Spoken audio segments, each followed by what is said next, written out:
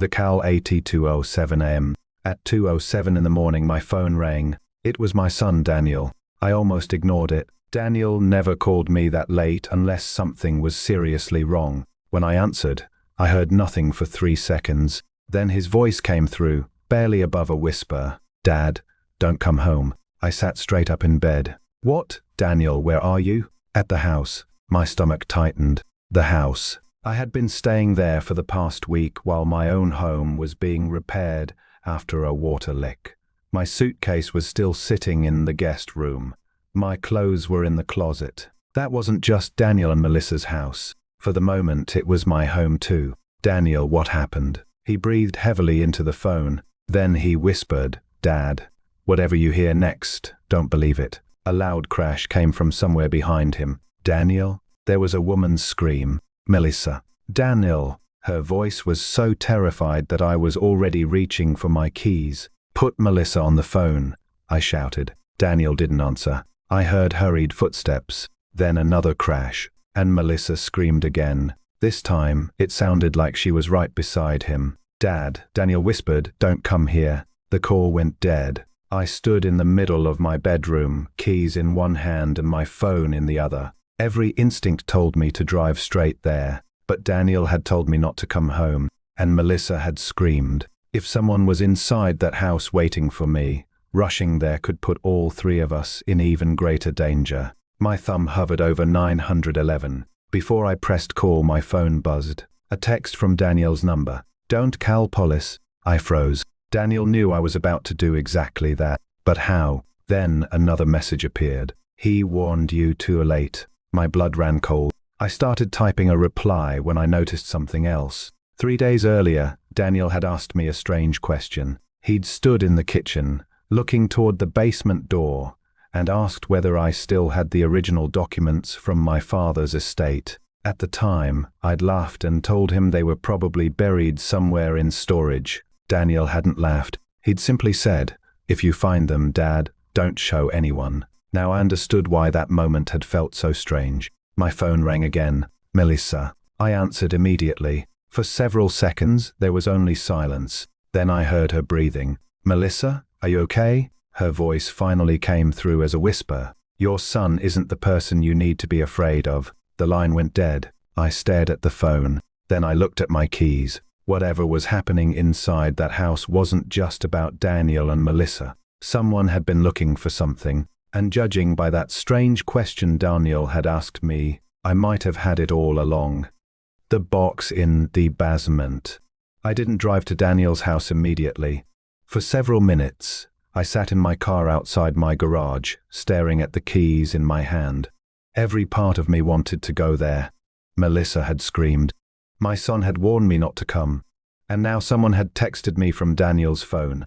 But if the person inside that house was waiting for me, driving straight there might be exactly what they wanted. So I called Frank. Frank had been my closest friend for more than 20 years.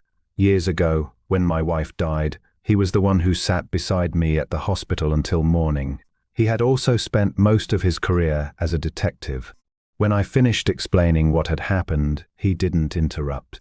Then he asked, "What did Daniel say about your father's documents?" I told him. Frank was quiet. "Find those papers," he said. "Why?" "Because Daniel wasn't asking about them for sentimental reasons." That sentence stayed with me. I went into the storage room behind my garage and began searching through old boxes. After 20 minutes, I found the folder, or what was left of it. The original estate documents were missing. So was an old photograph of my father that I remembered keeping inside the folder. But beneath the empty sleeve was something I had never seen before, a brass key. Attached to it was a faded note in my father's handwriting. "North wall, basement." My father's handwriting, my father's key, and Daniel had recently asked about the documents. Suddenly, the three things didn't feel like coincidences anymore. I drove to Daniel's house. The place was dark when I arrived. I sat outside for nearly a minute before getting out. This was the house where I'd been staying for the past week. My clothes were still upstairs.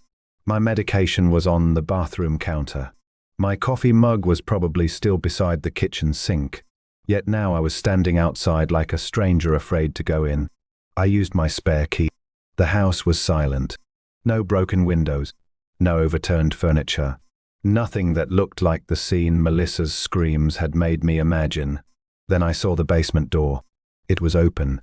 Daniel had always kept it locked. I slowly walked downstairs. The brass key fit a tiny lock hidden behind an electrical panel on the north wall. Inside was a metal box. There were only 3 things inside: a photograph of my father, a property document with several lines blacked out, and a handwritten name, Michael Carter. I had never heard that name before. I turned the photograph over. My father's handwriting covered the back. If Daniel ever finds this, tell him I was right to be afraid. I stopped breathing.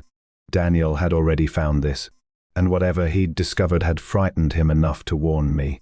Then I heard a floorboard creak upstairs. I switched off the basement light. Footsteps moved across the kitchen, slowly. Then they stopped directly above me. A man's voice called from upstairs. "Dad?" My blood ran cold. It sounded exactly like Daniel.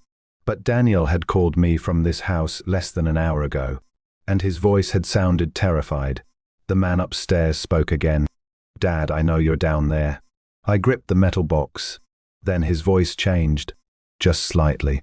"Give me what you found." And suddenly I understood one thing. Whoever was upstairs knew exactly what I had come looking for. I didn't answer the man upstairs. I stood in complete darkness, holding the metal box against my chest. The footsteps moved again, then stopped. "Dad?" It was Daniel's voice.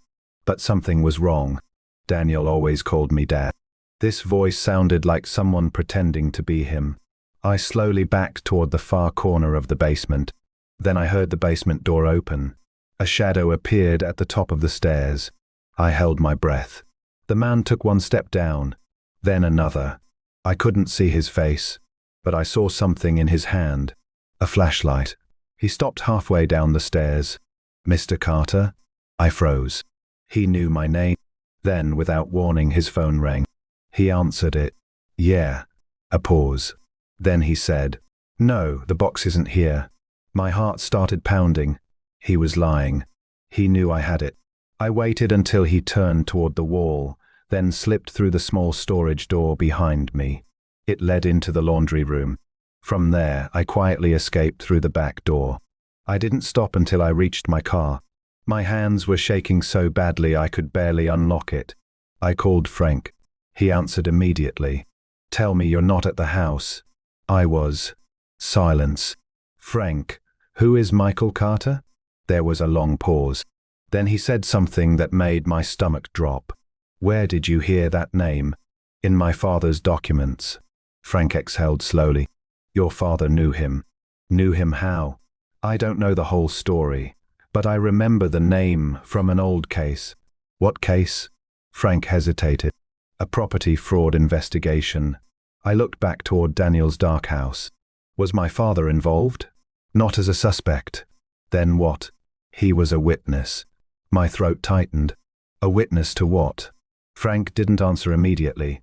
Then he said, "Michael Carter disappeared before the investigation was finished." I remembered the photograph in the basement. My father standing beside a younger Michael Carter. "Frank, Daniel knew about him." Another silence. "How do you know?" "Because Daniel called me 3 weeks ago." I nearly dropped the phone. "What?" "He asked me the same question you just asked." "What did he say?" Frank's voice became quieter.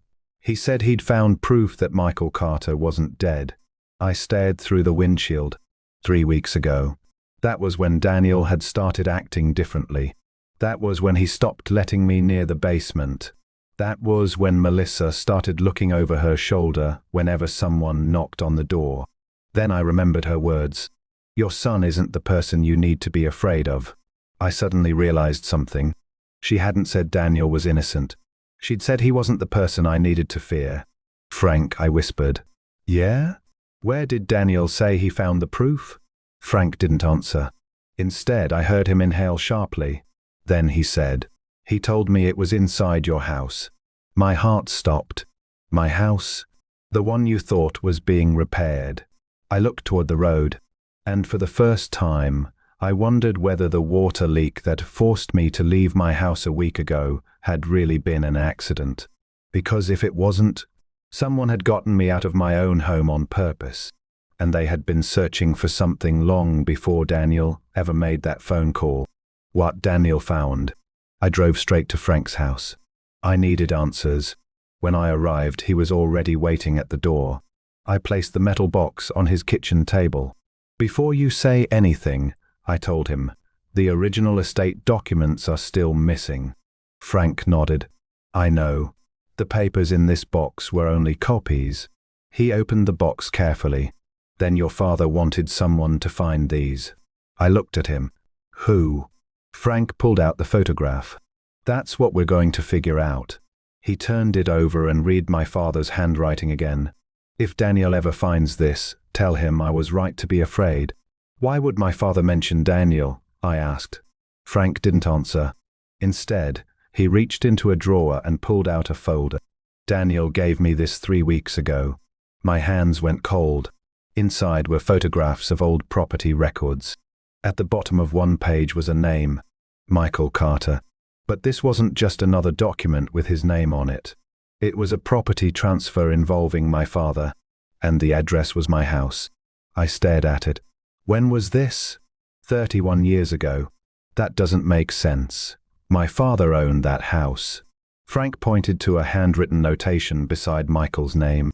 Your father bought it from him. I looked up. Bought it from Michael Carter? Frank nodded. But there's something strange. He showed me another page. The sale had never been properly recorded. My father's name appeared on the final deed. Michael Carter's name appeared on an earlier agreement. And someone had crossed out several lines in black ink. Why would Daniel investigate this? Frank finally answered. Because he found another document. What document? Frank looked at me. One that your father never filed. Before he could continue, his phone rang. He looked at the screen. Melissa. He answered. Her voice was trembling. Is he with you? Frank looked at me. Yes. Then don't tell him everything. I stood up. Melissa, what happened? Silence. Then she whispered. Daniel found Michael Carter 6 weeks ago. My heart stopped. Where? At your house. I stared at Frank. Melissa continued. He wasn't looking for your father's money. Then what was he looking for? Her breathing became uneven. He was looking for something your father hid before he died. What? She didn't answer. Instead, she said something that made the room feel suddenly colder. Your father wasn't afraid of Michael Carter. I waited. Michael was afraid of your father. The call ended. I looked at Frank. Neither of us spoke. Then my phone buzzed. A photograph had arrived from an unknown number. It showed Daniel standing outside my house. Beside him was an older man, Michael Carter. The timestamp was from 6 weeks earlier, but there was one detail that terrified. In the background, standing inside my front window, was Melissa, and she wasn't looking at Daniel. She was looking directly at the person taking the photograph. I zoomed in. She was holding a piece of paper against the glass. 3 words were written across it. He came now as everything. Then another message appeared. Ask your son what happened that night. I stared at Daniel's face in the photograph. For the first time, I wondered whether my son had been trying to protect me or protect himself. What my father had. I didn't sleep that night. I kept staring at the photograph Melissa had sent me. Daniel, Michael Carter, my house, and Melissa standing behind the window, holding 3 words. He came now as everything. By sunrise, I had made one decision. I was going back. Not because I wasn't afraid. Because I was tired of being afraid without knowing what I was afraid of. Frank came with me. The house looked exactly as it had the night before. But this time, I noticed something I'd ignored all week. The contractor who repaired my water leak had asked me a strange question before I left. Is the basement wall still sealed? At the time, I'd thought he was talking about the plumbing. Now I knew better. Frank examined the damaged pipe. This wasn't a normal leak. He pointed to a recently replaced section. Someone opened this deliberately. They hadn't wanted me out of the house because of the water. They had wanted access to the basement. We searched the north wall again. Behind a loose piece of wood, we found another envelope. My father's handwriting was on the front. Inside was only one page. He didn't explain everything. He simply wrote, "Michael Carter wanted something from this house. I refused to give it to him. If he ever returns, remember this. The truth is in the original papers." Then came the line that stopped me. "Michael is afraid of what those papers will prove." Frank looked at me. "So Michael wasn't trying to get the property?" "No," I whispered. "He was trying to get rid of the evidence." Before we could say anything else, the front door opened. Daniel walked inside. Melissa was behind him. I stared at my son. "Why didn't you tell me?" Daniel looked exhausted. "I wanted to." "Then why didn't you?" He glanced at Melissa. "Because 6 weeks ago I found Michael." My heart tightened. "What happened?" "I followed him to an old records office. He was looking for the original property documents." "Why?" "Because they prove my grandfather discovered something about him." "What?" Daniel shook his head. "I don't know everything. That's the problem." He pulled out a photograph. It showed Michael Carter standing beside the contractor who had repaired my house. My stomach dropped. Daniel continued. "I realized someone was helping Michael." "Who?" He looked at me. "I don't know." I stared at him. "You expect me to believe that?" "I didn't tell you because I couldn't be sure who I could trust." Melissa stepped forward. "That night, Daniel called you because he knew the contractor was inside the house. Then why did he tell me not to call the police?" Daniel lowered his eyes. "Because we didn't know how far this went." Frank interrupted. "And Michael?" Daniel looked at the photograph of him. "Michael wasn't the man we should have been afraid of." I remembered Melissa's words. "Your son isn't the person you need to be afraid of." Daniel continued. "Michael was afraid of your father. That's why he disappeared years ago." "Afraid of what?" Daniel looked toward the basement. "The original documents." He paused. "Whatever your father discovered 31 years ago, Michael has spent his entire life trying to make sure nobody finds out." I looked at the hidden box. Copies. Photographs. Clues. But not the originals. Then I understood why my father had hidden them. He hadn't trusted the police. He hadn't trusted Michael. And apparently he hadn't trusted everyone in his own family either. Daniel put his hand on my shoulder. "Dad, I'm sorry." I looked at my son. I wanted answers. All of them. But I knew from the look in his eyes that there was still something he wasn't telling me. I had spent the entire night wondering who was hunting my family. Now I had a different question. What had Daniel discovered 6 weeks ago? And who inside our family had he been afraid to trust? Because somewhere out there were the original documents. And whoever found them first would finally know what my father had hidden for 31 years.